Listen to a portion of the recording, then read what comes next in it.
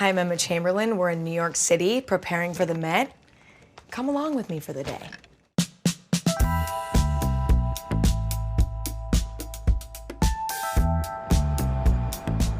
So I just flew in to New York from LA yesterday. Yesterday was rough because red eyes, like in theory, are great. And then it's like, you show up and you're like, oh my God, I don't feel alive right now. There was some morning turbulence, but you know, we're ready to go. We're going to the Vogue table read today. Naturally, with anything that's exciting, you're gonna feel a little bit of nerves.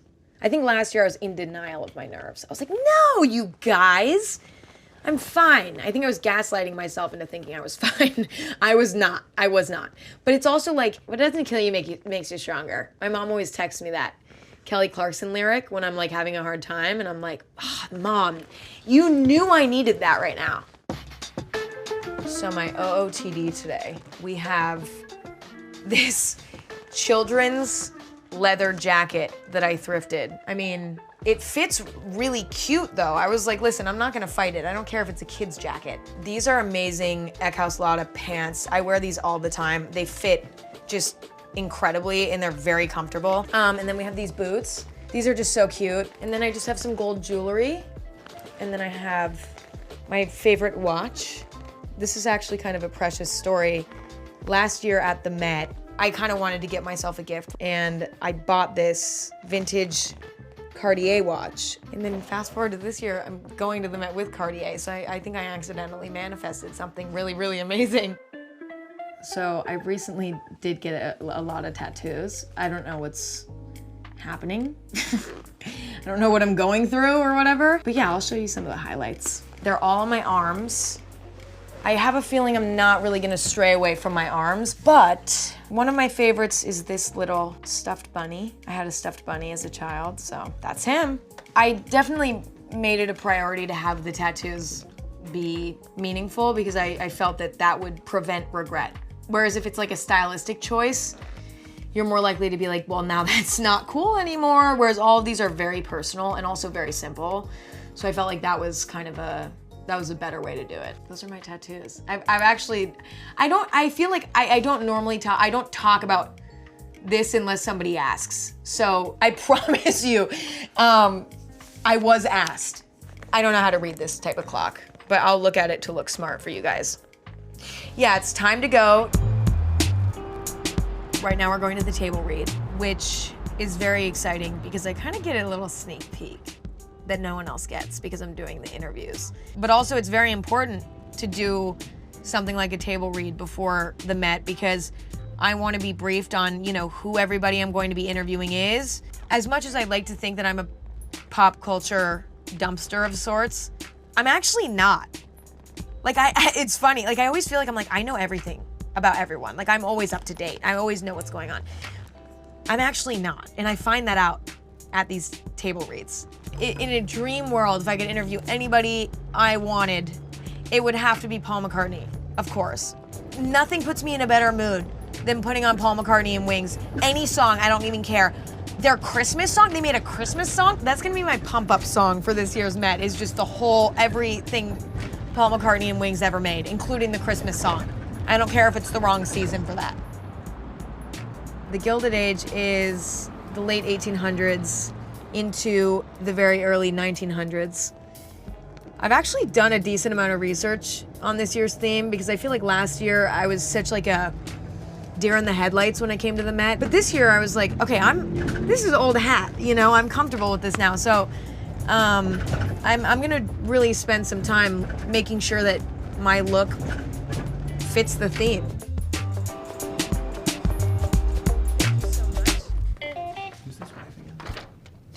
Okay, Blake Lively, what do we want to talk about? Oh my God, it's her 11th Met. Yeah.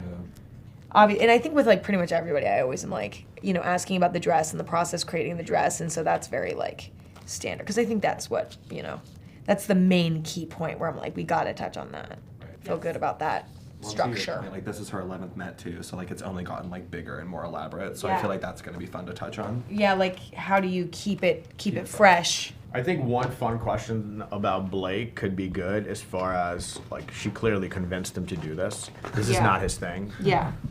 So Okay, like, so the last question would be like, did Blake make you come? You won't get annoyed. did you have a say in might. being a co-chair at this year's Met, right? Because I feel like Blake was like, "You're doing this." Yeah.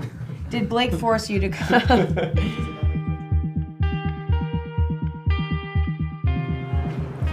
We're done. That was really, really great. I feel like I'm ready and prepared, and now we're gonna go back to the room, eat some lunch, discuss the look, and I'm excited. I'm excited for lunch, although I don't know what I'm having yet. This is like the hardest decision of my day.